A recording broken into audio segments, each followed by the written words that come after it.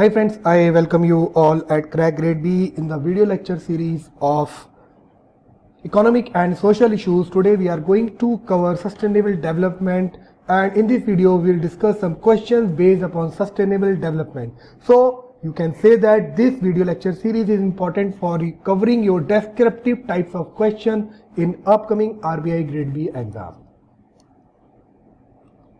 So what is our first question for today? What do you mean by sustainable development, and what are the core elements of sustainable development? First, while writing answer of these types of questions, you will give and you will define what is the meaning of this sustainable development. So, sustainable development which meets the needs of present without compromising the ability of future generation to meet their own needs. For example, you are extracting coal for power generation. So, the extraction of coal from the coal mine should be meet the future needs of our generation. For example, at which rate you are extracting coal from the mines, it will be available up to next 30 years.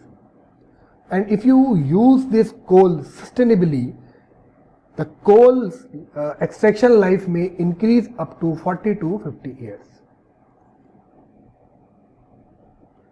So we can define present without compromising the ability of future generation to meet their own needs. Now, what are the core elements? There are three core elements of sustainable development. The first one is economic growth, the second one is social inclusion, and the third one is environmental protection. First, environmental sustainability. As go by the word, it prevents nature from being used as an inexhaustible source of resource and ensure its protection and rational use. How can you do this environmental sustainability? There are some aspects such as environmental conservation, investment in new renewable energy, saving water, supporting sustainable mobility, and innovation in sustainable construction and architecture. So these all will contribute to achieving environmental sustainability on several front social issues. I will explain you. Example, we are cutting our tree.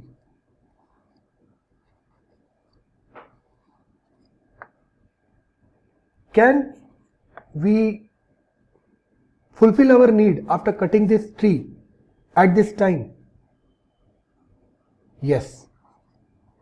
But what will happen to our next generation?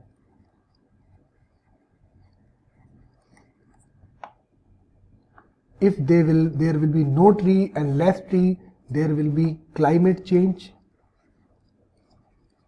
ecological disbalance, floods, rain. Sometimes rain will happen, sometimes rain will not happen. So these trees are making ecological balance in our environment. So cutting of this tree, and we can say forest, should be minimum or sustainable. For example, if you are going to develop any project in any forest and you are cleaning this forest, you have to seed more tree or equal number of tree which you have cut by developing this project. So I think you all have heard about the CAMPA Act, Compulsory Afforestation Act, Compulsory Afforestation Fund Act. In this act, generally a project is developed then some amount is taken from this project in the form of fund, and this fund is used for afforestation. So at some time we are cutting tree, we are clearing our forest, and at second time we are using this fund for the afforestation. So we can say that it is a sustainable type of development, and this is called environmental sustainability. Now the third core element, social. I think I have missed the word. It is here. This is social sustainability. Social sustainability. What do you mean by social sustainability? It fosters gender equality, development of people, communities, culture to help achieve a reasonable and fairly distributed quality of life and healthcare and education across the globe. We take the example of this gender equality. In gender equality, we will see that if we are not developing our women, then there will be the huge gap between a man and the woman. For example, enrollment ratio of women are far less as compared to the men. Their labor force participation is also less. So if you want to create social sustainability, you have to treat both of them equally. So what you will do? You will increase the education and healthcare facilities for the women for creating gender equality. So if you want to create gender equality between these two persons, you have to increase the facilities for the women, and their healthcare and educational access of women should be increased. In India, government is launching many schemes for the women upliftment in health, in education, and in social sector. So this is the second core element of sustainability. Now the third element is economic sustainability. Focus on equal economic growth that generates wealth for all without harming the environment. Investment and equal distribution of economic resources, eradicating poverty in all its forms. Try to understand economic sustainability. We all have heard the word social inclusion. Economic inclusion. For example, we are distributing grain, wheat, rice and some pulses with the help of public distribution system. But can we think that these rice which we are distributing, our government is distributing, is reaching to the poorest, to the poor people? We cannot give the answer. So for this, government has introduced Aadhaar based system, direct benefit transfer. With the help of this DBT, we are creating economic sustainability amongst the people. There were no account of many of the people in India. With the help of GEM Trinity, number of accounts were open for lower people, and government is helping the people by giving subsidy and direct benefit transfer to their account. So this is called economic sustainability, equal economic growth. If a scheme is launching, then the people get the benefit equally of this scheme. Okay. Now the second question, why we need sustainable development? What are the global issues related to the sustainable development? In previous question, we have learned that what is the meaning of sustainable development and what are the core elements of the sustainable development. But now we will see what are the global issues related to sustainable development and why we need it. So this figure will clear you. The need for sustainable development is, the first one is over exploitation of natural resources. There are two cases. The first, 1 million species on track of extinctions. For example, we have launched a Save Tiger campaign in India. We will not launch, then this tiger will also come into the category of the extinction. The second point is the decline of more than 60% of the world's marine fisheries. Over exploitation of fishes reduce them, and in our future generation they will not get the benefit of this marine fisheries. The second is climate change. As we all know that according to the Paris Agreement, we are already at a 1.5 or 1.2 degrees Celsius higher at their previous industrial level. I mean to say, in pre-industrial level, certain temperature was there. Now the temperature, I'm talking about the global temperature, it is 1.2 degree more than their pre-industrial level. So increase in atmospheric temperature and extreme weather events, what will they do? They will rise the sea level. Threat to small island nations due to climate change. As the sea level will rise, the country which is surrounding a sea, and their chance of submerging into this sea will become more. Why? Due to this rising sea level. Scarcity of resources. In terms of food, we need that. According to organization, production needs to be double over the next 40 years at the time when almost 23% of the world's agricultural land has been degraded. For example, land degradation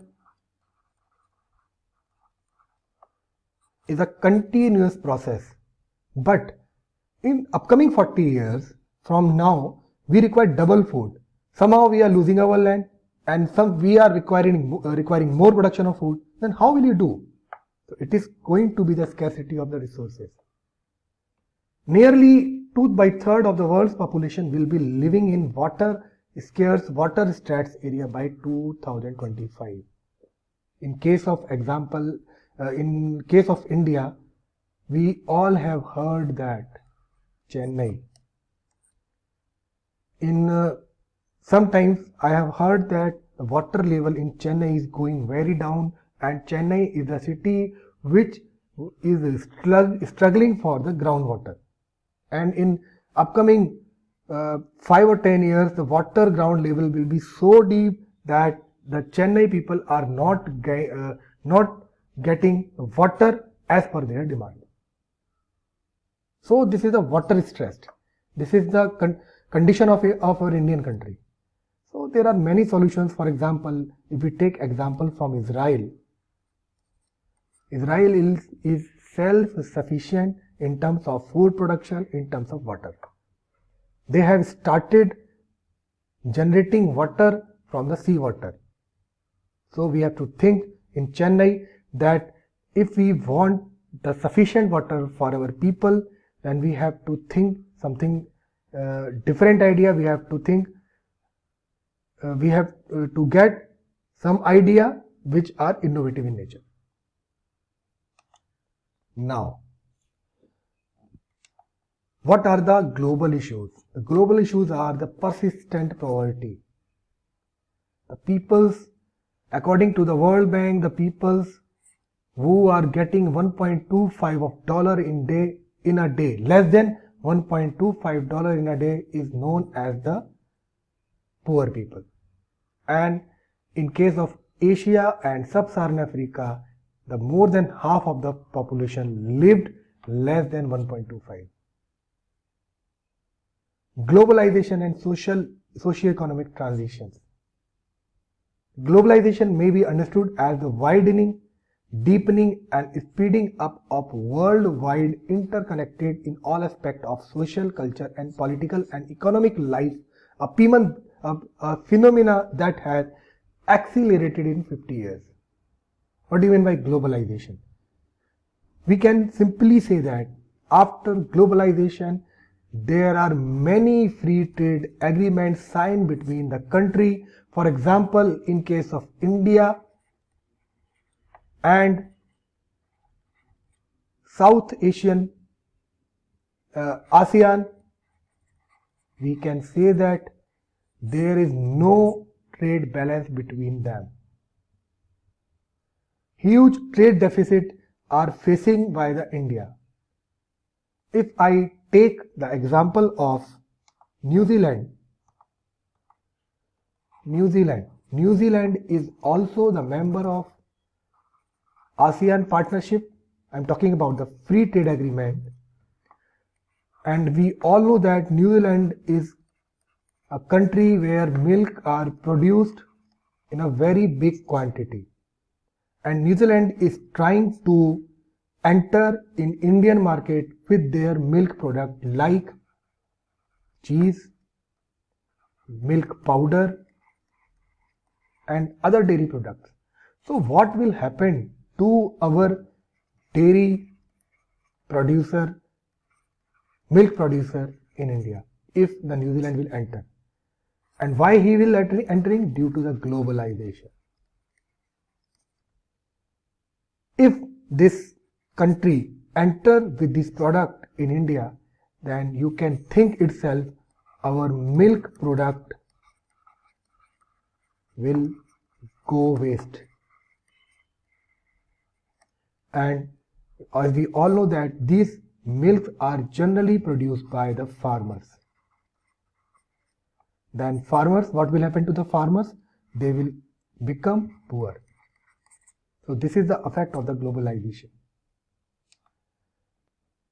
So we can say that the socio-economic condition of our farmers will go down, which I have told you in our example. The second is human security, violence and conflict. We see that North and South Sudan are fighting. North Korea and South Korea are fighting with each other. So these are some global issues. Due to this fight, violence and human conflict, low levels over the past decade, the threat of interstate conflicts has reached historically low levels, suggesting that this is an area of unprecedented peace and security. But this is only a partial picture.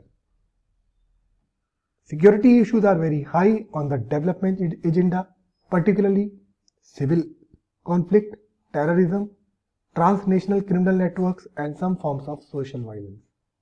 So this is also the global issue which are hindering our sustainable development. Inequitable growth and national economies North-South divide. You have heard this word many times that North-South divide is creating the inequitable growth for the national economies. So what do you understand by this North-South divide? We can geographically